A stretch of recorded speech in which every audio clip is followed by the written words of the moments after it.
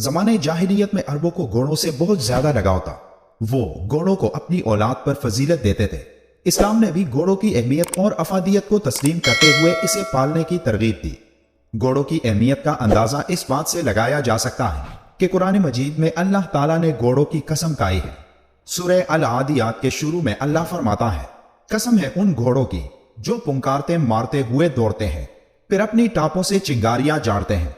अब सवाल ये पैदा होता है कि तमाम मखलूकात को छोड़कर घोड़ों की कसम खाने में अल्लाह की क्या हिकमत है और इस कसम खाने की वजह क्या है।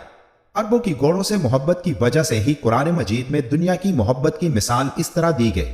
लोगों के लिए नफ्स की तस्कीन, औरतें, औलाद, सोने चांदी के ढेर, खूबसूरत घोड़े, मवेशी और ज़राई ज़मीनें बड़ी खुशनुमा बना दी गई। मगर ये सब दुनिया की चंद रोज़ा जिंदगी के सामान हैं। हकीकत में जो बेहतर ठिकाना है वो तो अल्लाह के पास है। रसूल अकरम सल्लल्लाहु अलैहि वसल्लम ने भी घोड़ों की तकरीम में फरमाया, जिसने जिहाद फी सबीलिल्लाह के लिए घोड़ा पाला उसे रोजादार के मिसल अजर मिलेगा, और जिसने घोड़े को खिलाने पिलाने और पालने पर खर्च किया तो उसका खर्चा सदका शुमार किया जाएगा। एक और मुकाम पर इरशाद फरमाया, खैर बरकत कयामत तक घोड़े की पेशानी के साथ बंदी रहेगी, यानी आखिरत में सवाब और दुनिया में माल गनीमत मिलता रहेगा। साइंस ने जब घोड़ों पर तहकीक की तो उन्हें चंद ऐसी हैरत अंगेज बातों का इल्म हुआ जो कुरान की सूरह अल आदियात और नबी करीम सल्लल्लाहु अलैहि वसल्लम की इस हदीस की वजाहत करते हैं। साइंसदानों ने इन घोड़ों के सरों में एक एयर कंडीशनिंग सिस्टम दरियाफ्त किया है, यानी एक घोड़े के सर में ऐसे निजाम या आलात मौजूद हैं जो खून को ठंडा रखने में मदद देते हैं, और अगर ये निजाम ना होते तो ये घोड़ा दौड़ने के काबिल ना होता। एक बरतानवी यूनिवर्सिटी की तहकीक में इस बात की तस्दीक हुई कि घोड़े इंसानी चेहरों के तासुरात को देखकर सीखते हैं, और मुहक्किकीन के लिए ये एक हैरानकुन नतीजा है।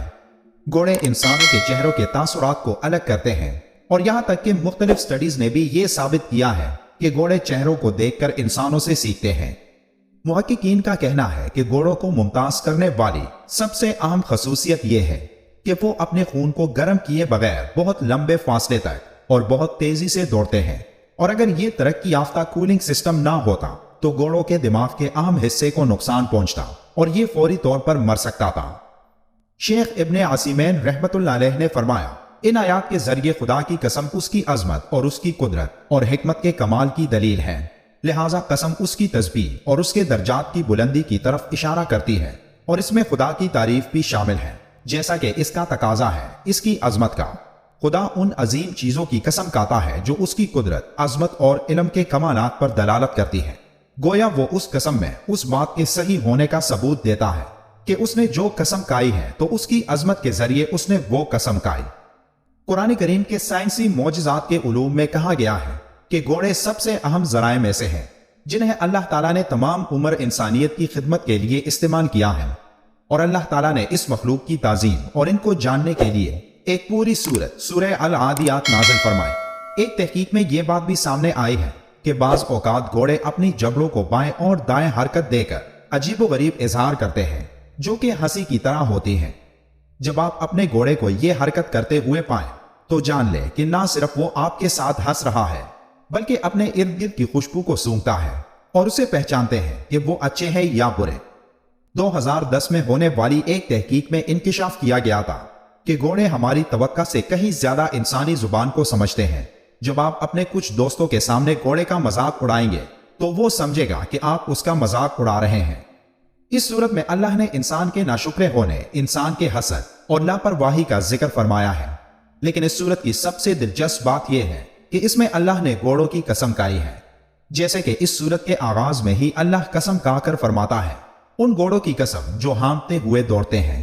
फिर अगली आयत में जिक्र है, फिर पत्थरों पर नाल मारकर आग निकालते हैं, फिर सुबह को चापा मारते हैं, फिर उसमें गर्द उठाते हैं, फिर उस वक्त दुश्मन की फौज में जा घुसते हैं कि इंसान अपने परवरदिगार का नाशुक्रा है। इस सूरत की पहली आयत में अल्लाह ने आदिया की कसम खाई है जो एक अरबी लफ्ज आदू से निकला है जिसका मतलब है बुग़्ज़, दुश्मनी। लेकिन आदि का मतलब वो सवार जो जंग के दौरान दुश्मन की तरफ दौड़ता है। अब जंग में जब कोई दुश्मन की तरफ भागता है तो वो अपने इर्द गिर्द नहीं देखता बल्कि उसका एक ही मकसद होता है कि सामने दुश्मन को मारना है। यहाँ काबिल गौर बात यह भी है कि आदिया अरबी में मुअन्नस यानी मादा के लिए इस्तेमाल होता है, यानी यहाँ अल्लाह ने नर घोड़ों की नहीं बल्कि मादा घोड़ों की कसम खाई है, और वो इसलिए कि मादा घोड़े जंग में नर घोड़ों से ज्यादा तेज भागते हैं। दूसरी आयत में जिक्र है फिर नाल मारकर पत्थरों से चिंगारियां निकालने वालों की।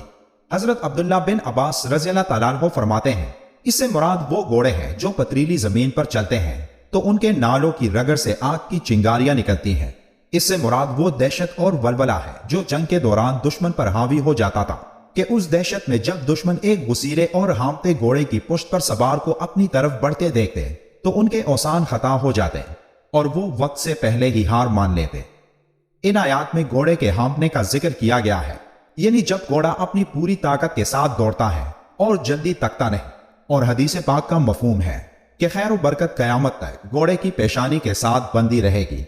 साइंस की रोशनी में इससे यही मुराद है कि अल्लाह ने घोड़े को एक ऐसी मखलूक के तौर पर पैदा फरमाया जो मुसलसल गर्मी और मुसलसल दौड़ने के बावजूद तकता नहीं और ना ही इसके दिमाग का दर्जा हरारत बढ़ता है, क्योंकि अल्लाह ने एक घोड़े में कुदरती एयर कंडीशनिंग सिस्टम फिट किया है जो इसे बाकी तमाम मखलूकात से अलग रखती है। और इसीलिए हदीस पाक में फरमाया गया कि खैर व बरकत कयामत तक घोड़े की पेशानी के साथ बंदी रहेगी। और आज साइंस इस हदीस पाक की गहराई को समझ पाई है कि खैर व बरकत से आप सल्लल्लाहु अलैहि वसल्लम का क्या मतलब था।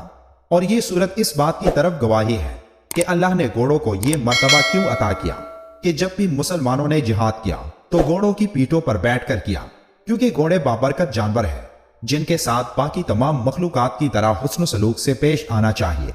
वीडियो के आखिर में एक बार दुरूद शरीफ पढ़ना मत भूलिएगा। मिलते हैं एक और अच्छी सी वीडियो में, तब तक के लिए अल्लाह हाफिज।